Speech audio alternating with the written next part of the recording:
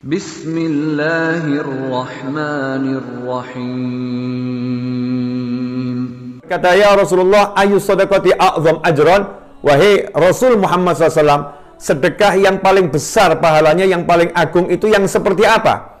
Maka baginda Muhammad SAW menjawab, anta saddaqa wa anta sahihun syahihun takhshal faqra wa ta'mulul ghina.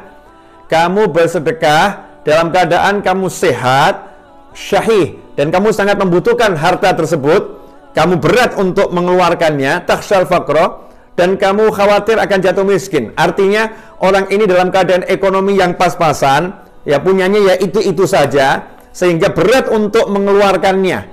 Ya, saldonya udah minim, berat untuk mengeluarkannya, takhshal faqra. Kamu khawatir nanti kalau kamu sedekah kamu akan jatuh miskin, kamu nggak punya uang, kamu nggak punya harta. Dalam kondisi seperti itu, maka sedekahmu jadi luar biasa, dan di saat itu pula ta'mulul ghina. Kamu masih pengen punya kekayaan, kamu masih pengen menabung, kamu masih pengen punya harta yang besar. Jadi takut miskin, uangnya pas-pasan, dan lagi nabung, ya, lagi pengen punya harta yang banyak, ta'mulul ghina.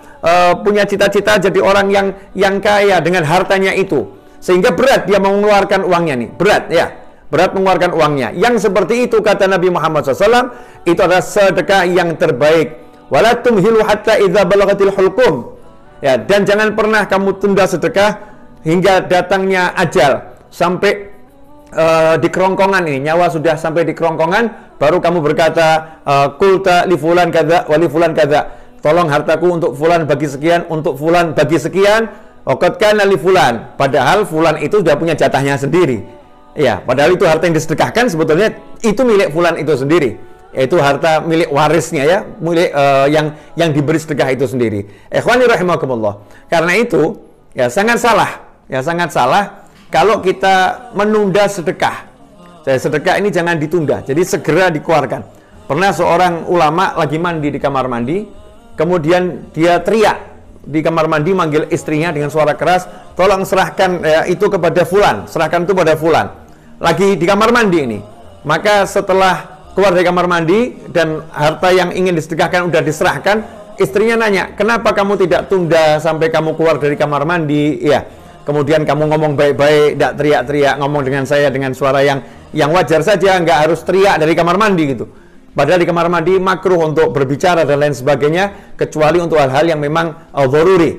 Maka saat itu dijawab oleh ulama tersebut, ya, karena saya khawatir kalau saya tunda sedekah saya, menunggu nanti keluar dari kamar mandi, saya tergoda oleh syaitan, sehingga saya tidak jadi menyedekahkan harta tersebut, karena hati saya telah berubah. Perjalanan dari kamar mandi, selesai mandi, sampai keluar dari kamar mandi, itu ada kesempatan syaitan untuk menggoda kita dan bisa merubah kita. Begitulah ulama, tidak mau menunda sedekah. Ikhwani rahimakumullah. Dan tadi Nabi kita Muhammad SAW menyatakan, jangan kamu tunda sampai nanti roh sampai di kerongkongan. Siapa di antara kita yang tahu kapan hidup kita akan berakhir? Hari ini kita ingin sedekah, mau bantu seorang, tapi karena kita melihat kemuliaan hari Jumat, kemudian kita katakan nanti ya, saya sedekahnya hari Jumat. Hari Jumat ya, nanti saya akan transfer. Ikhwani rahimakumullah, ternyata hari Kamis keburu meninggal dunia, sehingga dia belum bersedekah. Ya, belum bersedekah. Ikhwani rahimakumullah, jangan tunda sedekah kita. Jangan nunggu hari Jumat, jangan nunggu hari Kamis, jangan nunggu esok pagi. Karena sedekah yang terbaik adalah saat ini juga, dan saat kita lagi berat mengeluarkan harta, dan kita lagi pengen kaya. Saat ini juga menyegerakan amal, menyegerakan sedekah, itulah yang diajarkan oleh Nabi Muhammad SAW. Nah, kecuali kalau memang kita ini pas di hari Jumat, kita bersedekah, ya, nggak nunggu datangnya hari Jumat. Pas di hari Jumat kita sedekah, maka kita niatkan demi memuliakan hari Jumat nih saya sedekah. Di situ pahalanya luar biasa. Pas kita ada di hari Senin, kemudian kita sedekah, kita niat demi memuliakan hari kelahiran Nabi Muhammad SAW, saya sedekah. Nah, ini menjadi besar nilainya sedekah tersebut.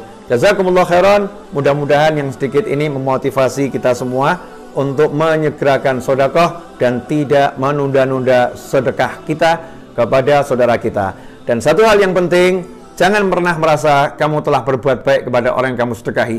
Jangan pernah kita merasa kita telah berbuat baik kepada orang yang kita sedekahin, karena sedekah itu hubungan kita dengan Allah Ta'ala, bukan hubungan kita dengan orang yang kita sedekahin. Begitu kita sedekah, kita lagi transaksi dengan Allah Subhanahu wa taala, kita menjadi rekan dalam sedekah ini dengan Allah taala, dan Allah menempatkan kita sebagai rekan. Allah memuliakan kita, mengangkat derajat kita, Allah mengampuni dosa kita karena ada orang yang mau menerima sedekah kita.